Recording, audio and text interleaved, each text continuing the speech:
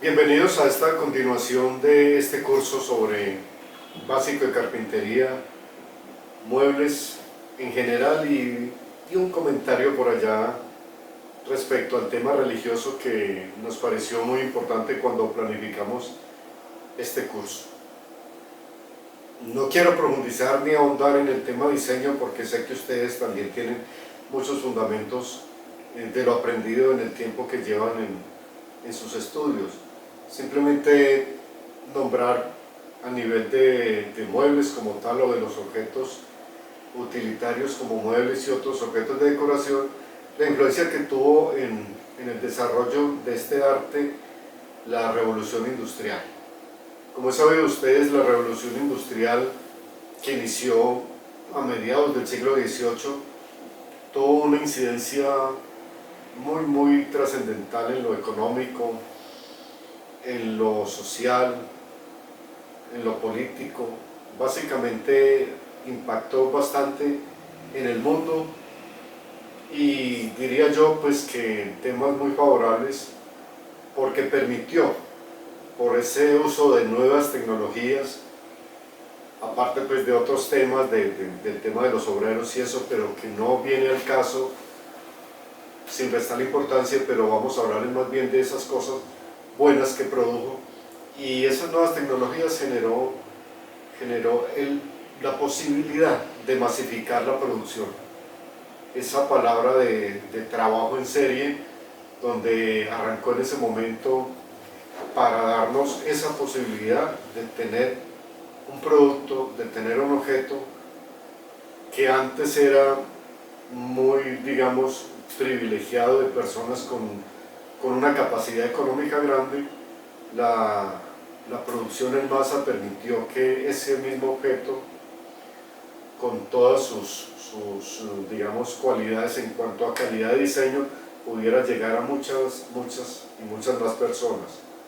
Este es un ejemplo típico, un mueble, digamos, un mueble de estos hermosos artesanales, tallados en maderas supremamente finas por carpinteros y ebanistas muy prestigiosos, pero que en ese proceso lógicamente demoraban mucho tiempo.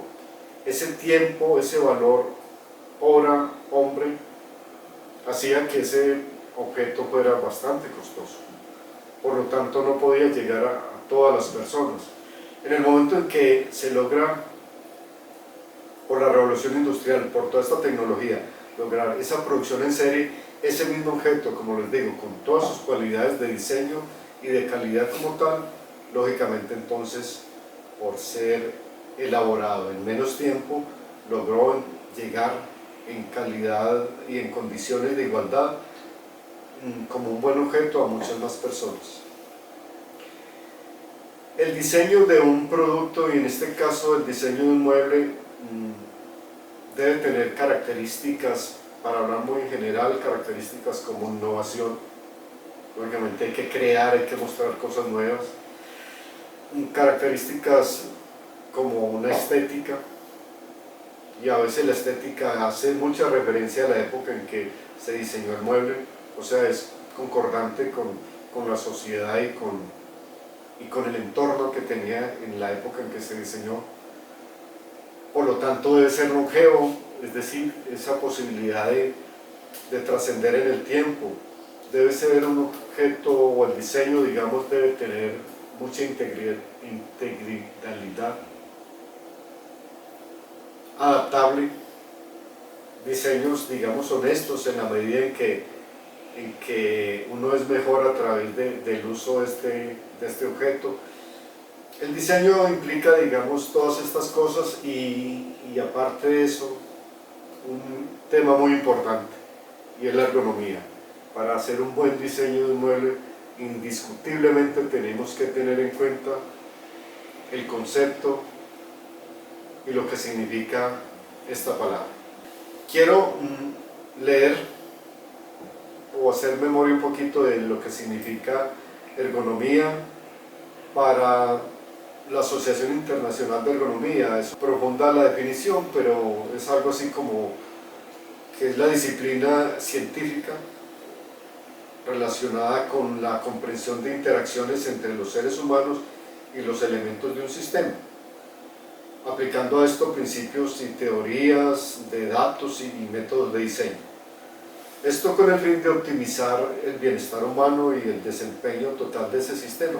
En otras palabras, y de pronto pues un poquito más resumido, la ergonomía es un sistema que se encarga de manejar espacios, objetos, herramientas y algunas tareas de modo que coincidan muy bien con las características anatómicas, fisiológicas y psicológicas de las personas que los van a usar. Básicamente es esa congruencia. El mueble, el espacio, la herramienta y aún el sistema de trabajo debe coincidir. Ese es, digamos, el concepto y el resumen de lo que sería la ergonomía, y tiene toda esa importancia en la medida en que siempre lo debemos tener en cuenta y aplicar en lo que es el diseño de muebles y el diseño de objetos. Yo los quiero llevar a través de una especie de práctica, esto con el fin de encontrar el objeto que vamos, o el mueble, digámoslo así, que vamos a trabajar. Para diseñar tenemos que tener una idea o un concepto, tener un referente de pronto. Ustedes bien saben que el concepto es como la esencia, es aquello que inspira, es como el paso de esa idea subjetiva a algo que se pueda expresar ya más visualmente. A veces el concepto es solo una palabra, es como una unidad de sensibilidad, de conocimiento, diría yo. Y como referente pues es algo que nosotros tomamos como modelo. En otras palabras es como un punto de inicio, una pauta, algo así. Entonces vamos a tener un referente y un concepto. Esto es muy importante para tener, digamos, arrancar con una idea más clara para llegar a un resultado final que sea lo que nosotros estamos pensando y la idea que nosotros pues tenemos en la mente. Siguiendo con el tema religioso, vamos a ver a continuación la imagen de un ambón o púlpito. En él podemos ver un elemento muy elaborado, un elemento con un trabajo de carpintería hermoso, con un trabajo de decoración, de dorados, de lacados, de acabados con una gran calidad como era la carpintería pues, de siglos atrás. Como les dije, el ambón equivale al púlpito. El púlpito en su uso es un espacio donde una persona se paraba a decir algo ante un público. Entonces vamos a tomar este elemento, les propongo, para de pronto evolucionar en cuanto a su uso, evolucionar en cuanto al material, lógicamente, porque no pretendemos y no tenemos las capacidades de hacer esa carpintería pues, que se hizo en esa época. Por eso pensemos en otros materiales, cambiemos el uso, y con esto ya entonces empezamos a tener este elemento como referente, pero a empezar como a evolucionarlo y a cambiarlo de manera que nos permita generar un objeto nuevo. No vamos a hacer un púlpito, pero sí vamos a hacer un atril. Pensemos que se pasa de ese púlpito a un atril, pero si le cambiamos el uso y no es un atril, sino que es una mesa, con esas condiciones de un espacio pequeño, pero muy útil. Entonces pensemos algo así como un atril o una mesa, o la combinación de las dos cosas. Entonces nos preguntamos qué queremos hacer, es cambiar de uso a un concepto de un elemento religioso, volverlo una atril mesa y empezar a trabajar, empezar sobre él, a rediseñarlo y a poner de esa cosecha de cada uno de nosotros las cualidades de diseño que nosotros queremos que tenga. Podría ser que si tomamos como referencia la imagen que a continuación les voy a presentar, voy a esperar unos segundos para que ustedes la analicen y luego procedo a comentarles qué vamos a hacer.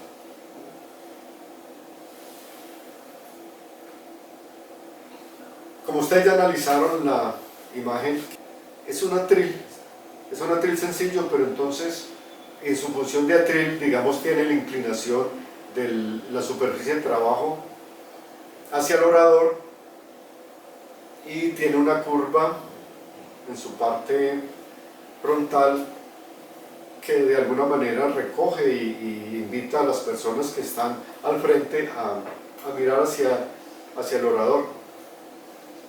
¿Por qué no pensamos, revertimos un poquito eso y dejamos esa curva hacia, si lo vamos a hacer en una mesa, hacia nosotros? Es decir, produce la misma sensación, la curva lo recoge. Pero también esa curva permite que ese atril, que ya no es un atril, si es una mesa, hace que la superficie de trabajo esté un poco más cerca de nosotros. Eso ya es un adicional, digamos, de comodidad. De pronto esa curva la podemos marcar un poquito más haciéndole una inclinación digámoslo así, a la pieza que hace de espaldar, para que la superficie de trabajo, como les digo nuevamente, llegue un poquito más a nosotros. Ahí empezamos entonces a sondear, digamos, opciones de diseño y empezamos entonces con todas estas herramientas a trabajar verdaderamente lo que es el diseño.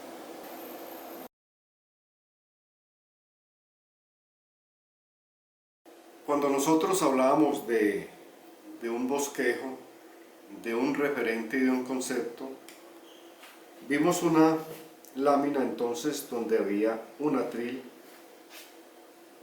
que tenía básicamente esta forma. Esta curva la hacemos que venga a favor nuestro, es decir, esto va a evolucionar, esta inclinación va a pasar a ser en sentido contrario y esta vertical puede transformarse en una línea inclinada, manteniendo de pronto la curva, dejando la derecha o manteniendo la curva, una de dos opciones, lo que haría que este elemento se viniera un poquito más acá, logrando que la persona que va a usar la mesa quede en una posición mucho más cómoda por la cercanía que tiene la superficie de trabajo a él. De este elemento también obtuvimos, digamos, como punto de referencia la otra imagen del atril que tenía estructuralmente también un elemento de piso y un elemento de superficie de trabajo con un elemento de soporte estructural, algo así. Esto se llama un sistema de cruce media madera y nos genera un elemento pues muy estable pero a la vez muy esbelto para sostener la superficie de trabajo. Ya vimos en la imagen que esto tenía una altura de 1,16 porque lógicamente era un atril. Pasamos entonces a bajar esa altura de 1,16, bajarla a 0,73. Este elemento me gusta, pero podríamos entonces entrar a cambiarlo un poco. ¿Cómo podría ser?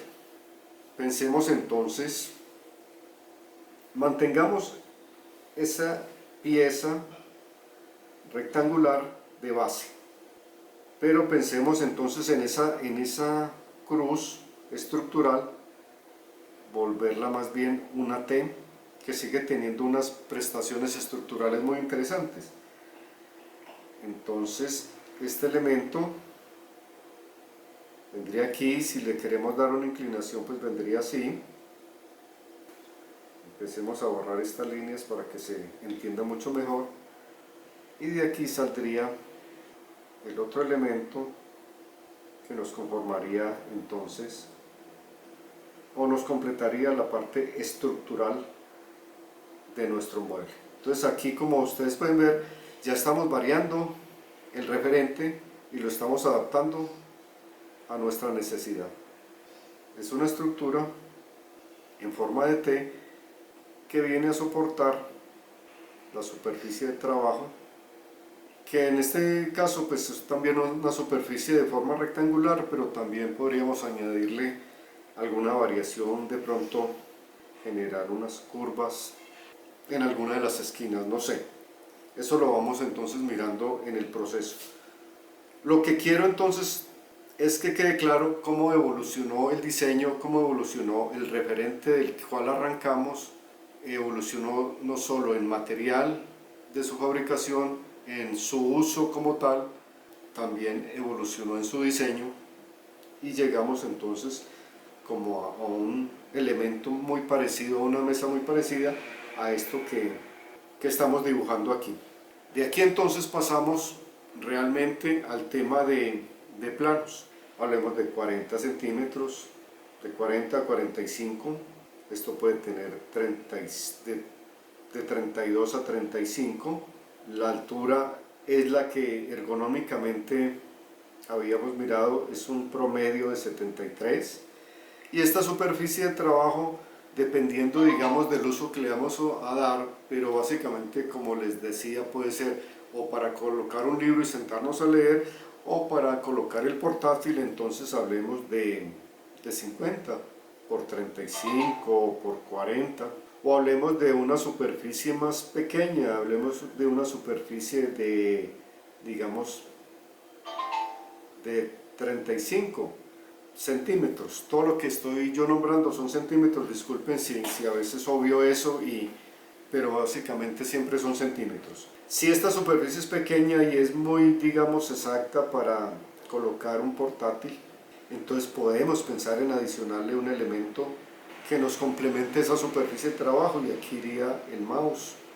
¿Por qué no aquí agregarle, como decía en algún momento, un accesorio que sea una rejilla, de estas rejillas plásticas, va y fija, y aquí entonces podríamos poner una pequeña libreta? No sé, son digamos las inquietudes y el sondeo de opciones de diseño para enriquecer entonces este elemento que fue al que en conclusión llegamos después de mirar los referentes y todo lo anteriormente visto en el curso.